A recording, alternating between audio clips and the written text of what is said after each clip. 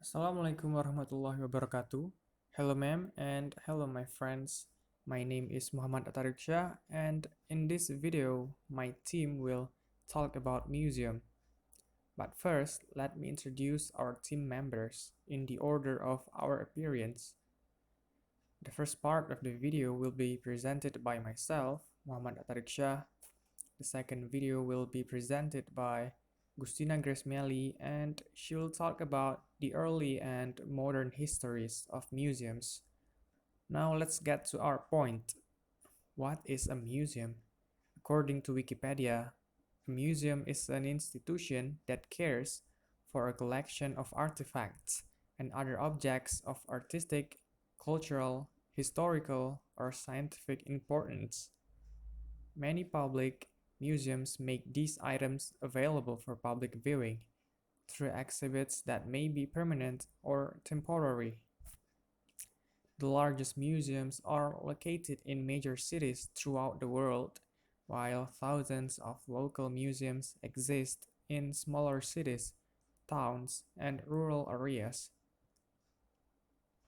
Museums have varying aims, ranging from the conservation and documentation of their collection, serving researchers and specialists, to catering to the general public. The goal of serving researchers is not only scientific but intended to serve the general public. There are many types of museums, including art museums, natural history museums, science museums, war museums, and children's museums. According to the International Council of Museums (ICOM), there are more than 55,000 museums in 202 countries.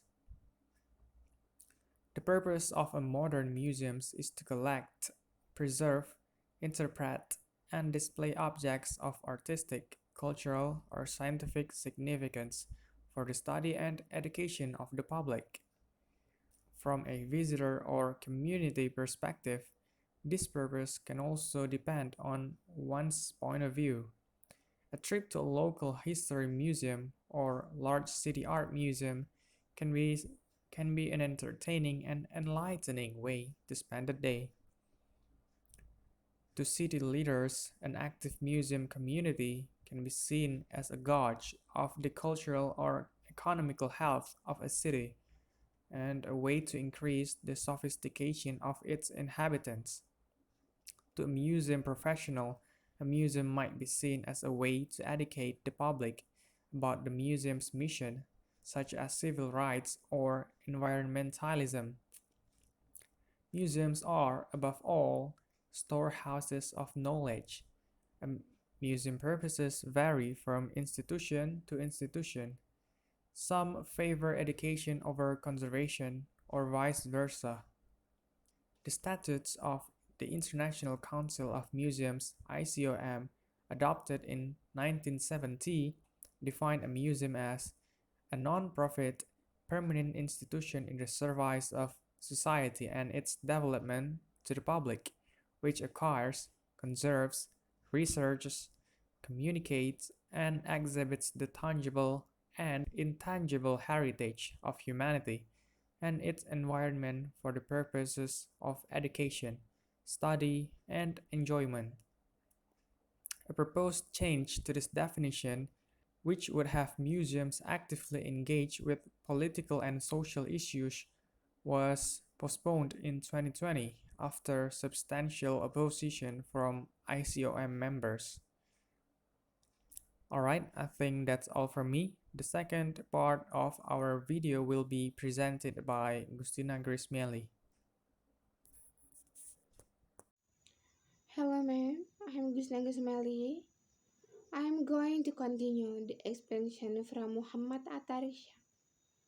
I am going to talk about the early and modern history of museum.